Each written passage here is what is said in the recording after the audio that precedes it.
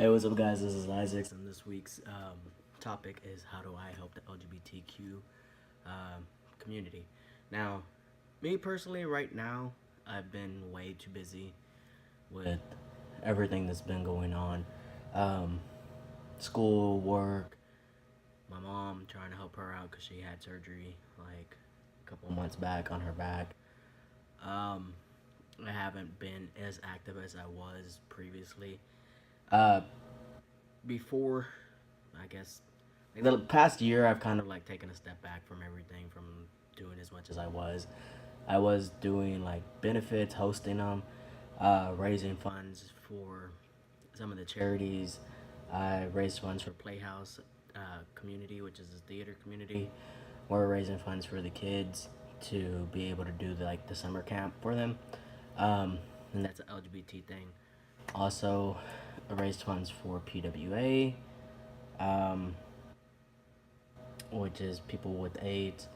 There's a few other charities that worked with TGRA, the Texas Gay Rodeo Association, if I'm not mistaken. So, done some of those things in the past. A lot of the times now, though, with work, is like can't get to the benefits.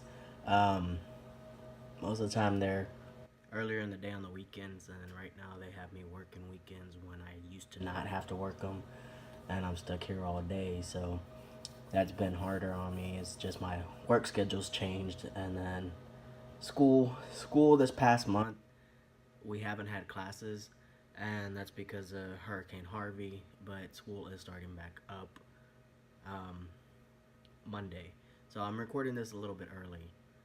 Today is Sunday, so classes start tomorrow, and this video will post on Thursday. So, yeah.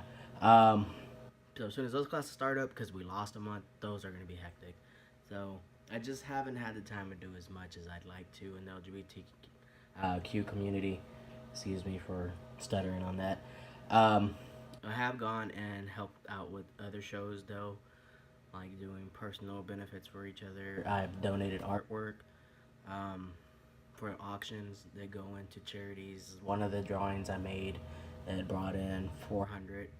Um, I've donated quite a bit of artwork. Honestly, I donated another piece, canvas. I donated to, I believe it was like, what's the word for it? Kind of like an orphanage for teens that haven't been adopted out. So that piece went there so that they had something on their walls. Um, Aside from the benefits and charities in the past, I still do it when I actually do make time to go out. Try to raise trans awareness. Um, I did drag, and I did that for about 3 years. Stepped back from that when my transition got further along. When this didn't need to be makeup anymore and it didn't come off, I pulled away from performing. Um, but I'm known well enough in the gay community that people have been following my transition and watching me change. So the people who don't know me, who like over here or are curious or want to ask questions, I don't mind answering them as long as they're not asking in like a ill-mannered way. I don't mind explaining things. And I've had people tell me that if they didn't personally know me, that they would still have this messed up misconception of what trans people are. Because being in Texas, some of the way that media has perceived or, yeah, perceived trans people, it's been in negative ways. So I've had gay men tell me that if they didn't know me personally, they would still have this view of what trans is and think that they're all crazy or sick or something. But once they met me and saw how I act and how they interact with me, they're like, no, you opened my eyes to what trans people are. So that's why I don't mind answering questions as long as it's not like coming from a negative place the way that they're asking. And there's a lot of questions that people are just real scared about asking because they feel like they're stepping on eggshells because they don't want to offend someone. Like me personally, I really don't care what question you have to ask. As long as you're not asking me in just like a messed up tone, I don't mind explaining it. because I know some people are just genuinely curious and want to know how certain things are, and they don't know who to ask, and there's not that info on the internet necessarily, Sometimes there is, but not all the time.